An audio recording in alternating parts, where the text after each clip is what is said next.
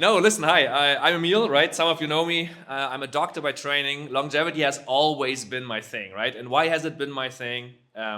Because there's a lot of people who say, I don't want to die, right? We did a large study initially that said 26% of people said, I don't want to, I want to live indefinitely, right?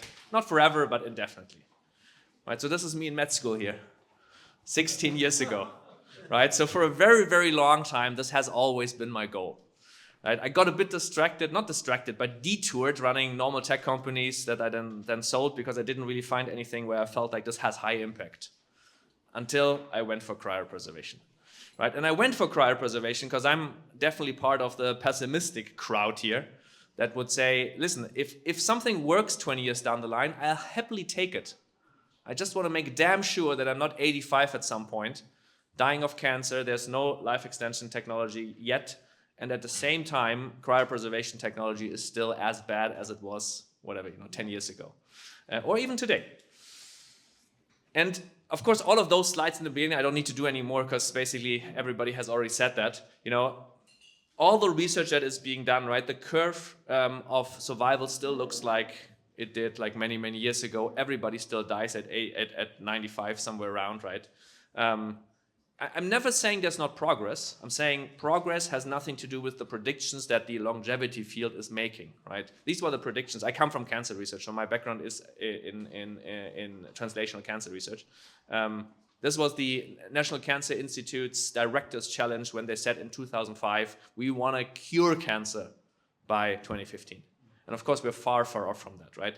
So I don't argue there's no progress. There is progress. I'm arguing progress, like the degree of progress has nothing to do with the predictions that we're making. Luckily, 80% apparently is already on my side, so I don't need to make those points for much longer.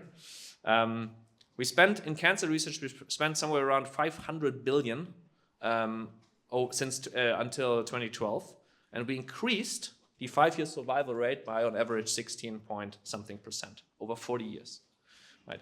And I'm hard-pressed to see why the longevity field should have better results than that.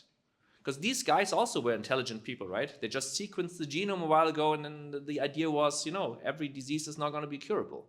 Now the new thing is, well, now we have AI and big data, and now everything is going to be curable. I much just rather be safe than sorry in this case, right? And especially since there's always this new hype, right? At some point there was calorie restriction was the cool thing, then telomeres, then senolytica, now it's partial reprogramming. There's always something cool that just is just 10 years in the future. Just suddenly the amount, or it's coincidentally the amount that investors care about, where it's just an investable time frame in the future. I don't care about investing. Like for me, it's just not dying is the important point. And don't get me wrong, I don't want to be cryopreserved. I'm direly hope that I'm wrong here. I just much rather be cryopreserved than all the alternatives, right? So this is, and I said, okay, I'm working on that. And what is cryopreservation for those people who are not that deep into field yet? It's basically the representation of that image. This is a frozen kidney, totally destroyed. It's an ice block. This is a vitrified, a cryopreserved kidney. You can transplant it back into the animal, has been done. You can do it in rats, you can do it in rabbits, and so on. And the animal lives on, the kidney works. And now what we do and others is we do that with the whole human, right? We don't do it before death, we do it at the time of death. So when all other medical interventions have failed, nothing has worked, then you can basically choose, do you want to be cremated or buried? Or do you want to be cryopreserved? And if that's the choice, and unfortunately, I think this will be most of our fates, hopefully not again, but I think it will be, then I'd much rather choose cryopreservation any day of the week. Now, this is reality, right? So we have medical teams. These are a few of our ambulances that we retrofit to be mobile operating rooms, right? Inside, they're full of monitoring tech. They're basically operating rooms where we do open heart surgery to do these cryopreservation procedures on site. We have them all over Europe, mostly in Berlin, in Zurich, and a couple of other countries now. And the important part for here, we have soft launch on the 1st of July in the US with 3 teams in New York, in LA, in Florida. We're adding a team now in Seattle, between Seattle and Portland. And from early next year, it's going to be US-wide. meaning we have medical teams here, perfusionists, doctors, surgeons, and so on, that if something happens to someone, right, get early cancer, whatever, hopefully not, but if something happens, then instead of being cremated, you can become cryopreserved. We have now a few hundred members. We're not the largest organization yet, because the other organizations have a 50-year head start from us. So we have not caught up, but we will next year. So by next year, most likely, if our growth continues, we're by far the fastest growing organization. Meaning by next year, we will be the largest provider worldwide.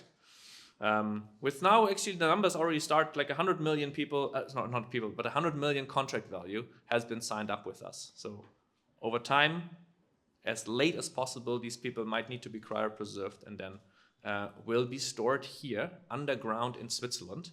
If you need to pick one country in the world that hopefully is still around 200 years from now, and hopefully it's faster than that, but we'll see, then it's in Switzerland. This is run by my non-profit foundation in Switzerland, which is a research institute that has here underground in the small hill, has cryopreservation storage to then wait it out, right? Operation room, of course, CT scanner for quality assurance.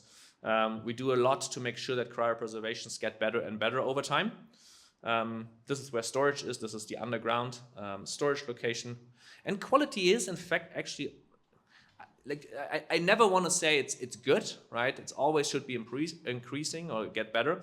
But we're already at a stage where everything that's green here, this is a CT scan in pseudo color, everything that's green in the brain is cryopreserved or has gotten a high enough cryoprotective agent concentration to not have ice crystals form. Right? We're not freezing anybody, even though I always need to fight with the journalists that isn't the headline, because of course they always say freezing, because that's colloquially how this topic is known. None of those areas can freeze because the cryoprotective agent concentration is so high that no ice crystals can form in these regions. And as someone already asked, we're launching in the US. We're available now. There's basically a membership fee. So basically when you sign up with us, you pay $50 a month membership, but with this code, you forever only pay $25 a month. And then at the time of death, there's a one-time fee of 200,000 euros, 220,000 US dollars. But that's funded via life insurance. So if anybody's interested, either scan the code, come talk to me, either now or later. And this is just me. If someone wants to discuss this topic in any capacity further in more detail, then I'm always more than happy to do that, of course. And now I'm happy to answer any questions that you might have now.